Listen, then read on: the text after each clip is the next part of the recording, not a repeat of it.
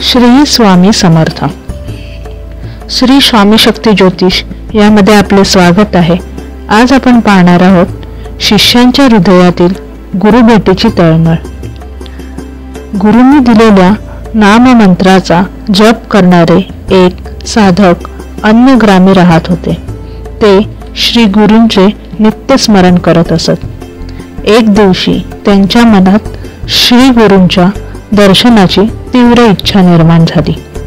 त्यांना जराही करमेना म्हणून ते निश्चयाने गाणगापुराच्या दिशेने मार्गक्रमण करू लागले. कधी एकदा श्री गुरूंचे दर्शन होते असे त्यांना झाले होते. देह पडला तरी चालेल, पण श्री गुरूंचे दर्शन घेतल्याशिवाय परतायचे नाही असा निवारणीचा विचार करूनच ते एक एक पाऊल पुढे टाकत होते. त्यांना तहान भुकेची पर्वा नव्हती. स्वतःला होणाऱ्या कष्टांची तमा नव्हती. ते दास आहे, अहोरात्री तुमचे नामस्मरण करतो, तुम्ही माझी तळमळ जाणता, म्हणूनच ज्यांच्या स्मरणाने समस्त दैन्याचे निरसन होते त्या तुम्ही मला आज दर्शन दिले नाही तर तुमच्या महात्म्याला कमीपणा येईल. परिसाच्या स्पर्शाने लोखंडाचे सुवर्ण झाले नाही तर दोष कोणाचा? तुमच्या भेटीसाठी मी अत्यंत व्याकुळ झालो होतो. तुम्ही माझ्यावर कृपा केली नाहीत तर मी कुठे जाऊ? वेद म्हणतात गुरु हेच त्रिमूर्ती आहेत, भक्तांसाठी कृपा सिंधू आहेत. कलियुगात ते नृसिंह सरस्वती या नावाने विख्यात होतील आणि अगम्य लीला दाखवून लोकांचा उद्धार करतील. गुरुदेव, त्या वेदवचनांना तुम्ही माझ्या बाबतीत खरे करून दाखवा, कारण त्याशिवाय माझा विश्वास कसा बसणार? ब्रह्मा, विष्णू, महेश या तीनही देवांचे गुण तुमच्या ठाई दाटवले आहेत. तुम्ही भक्तवत्सल, भक्ताभिमानी, भक्तरक्षक, भक्तांचे सहकर्ते आणि परमदयाळू आहात. म्हणूनच माझी तुम्हाला अशी विनंती आहे की मला भावभक्ती माहीत नसली, माझे चित्त स्थिर राहत नसले तरीही मला वेगाने पावा. हे नरहरी, माता आपल्या बाळाला कधी टाकते का? नाही ना? मग तुम्ही माझी उपेक्षा करू नका, कारण माझ्यासाठी माता, पिता, बंधू, मित्र, स्वकीय सर्व काही तुम्हीच आहात. तुम्हीच माझी कुलदेवता आणि तुम्हीच माझे सर्वस्व आहात. माझ्या वंशात परंपरेने तुमचीच सेवाभक्ती चालली आहे, म्हणून मीही तुमचेच भजन करतो. गुरुदेव, तुम्ही माझे कष्ट व दैन्य हरण करा, कारण तुम्ही तसे केले नाहीत तर तुम्हाला कृपासिंधू कोण म्हणेल?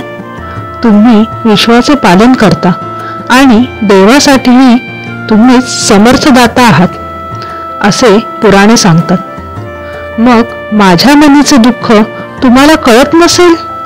अहो, तान्ह्या बाळाला काय हवे ते त्यांच्या आईला तत्काळ कळते, मग मला काय हवे हे तुम्हाला समजत नसेल? पण घेतल्या वाचून काही द्यायचे नाही अशी तुमची रीतच असेल तर मी तुम्हाला काय देऊ ते तरी सांगा. बळीराजांनी तुम्हाला पृथ्वी दिली, त्यांनी तुम्ही पाताळात धाडले. त्याचप्रमाणे अढळपद मिळवण्यासाठी ध्रुवांनी तुम्हाला काय दिले? सोन्याची लंका मिळावी म्हणून विभीषणाने तुम्हाला काय दिले? परशुराम अवतारात तुम्ही पृथ्वी निक्षत्रिय करून ब्राह्मणांना दिली, त्यावेळी त्यांनी तुम्हाला काय दिले होते? तुम्ही सृष्टीचे पोषण करते आहात. मी लहानचा मशक तुम्हाला काय देणार? गुरुनाथा, तुम्ही खूप श्रीमंत आहात. लक्ष्मीदेवी तुमच्या घरी अहोरात्र वास करते. असे असताना तुम्ही माझ्याकडे आणखीन काय मागता? बाळाला दुग्धपान करवणारी माता त्याच्याकडून काही अपेक्षा करते का? मग माझ्याकडून काही घेतल्यावरच मला काही देणार असाल तर तुम्हाला दाता कोण म्हणेल? आणि मी तुमची काहीही सेवा केली नाही असे तुमचे म्हणणे असेल तर सेवेच्या बदल्यात काही देणे हा तर शुद्ध व्यवहार झाला. त्यात तुमचे काय आश्चर्य? आकाशातून वर्षाव करणारा मेघ कोणाकडून सेवेची अपेक्षा करतो का? आता सेवेबद्दलच बोलायचे तर माझ्या पूर्वजांनी तुमचे वर्षानुवर्ष दास्य केले आहे. तुमची सर्वतोपरी सेवा चाकरी केली आहे. ते माझे वडिलार्जित सेवारूपी धन तुम्ही मला परत करा, अर्थात त्याच्या बदल्यात माझा सांभाळ करा. व्यवहाराला धरून आम्ही आमचे मागून घेतले तर त्यात काय वावगे आहे? नरहरी, हे जर तुम्ही केले नाहीत तर मी तुमची पंचायत करीन, तुमच्याकडून इष्ट ते फळ जिंकून घेईन. पण माझ्यावर कृपा करणे सहज शक्य असताना मला एखादा एवढा आटापिटा का करायला लावता? हा बाळक तुमचा सेवक आहे म्हणून याच्या बाबतीत एवढी कठोरता धरणे तुम्हाला शोभत नाही. मी तुमचा काही अपराध केला असेल तर कृपा करून सांगा, पण माझ्यावर असे रागवू नका. आई रागवली तर बालक पित्याकडे जातो व पिता रागवला तर आईच्या कुशीत शिरते. पण इथे तुम्हीच माता आहात आणि तुम्हीच पिता आहात, त्यामुळे तुम्हीच रागवलात तर मी कुठे जाणार? तुम्ही मला क्षमा करणे यातच तुमचे मोठेपण आहे. तुम्ही जगाचे स्वामी आहात. लोक तुम्हाला अनाथांचे रक्षणकर्ते म्हणतात.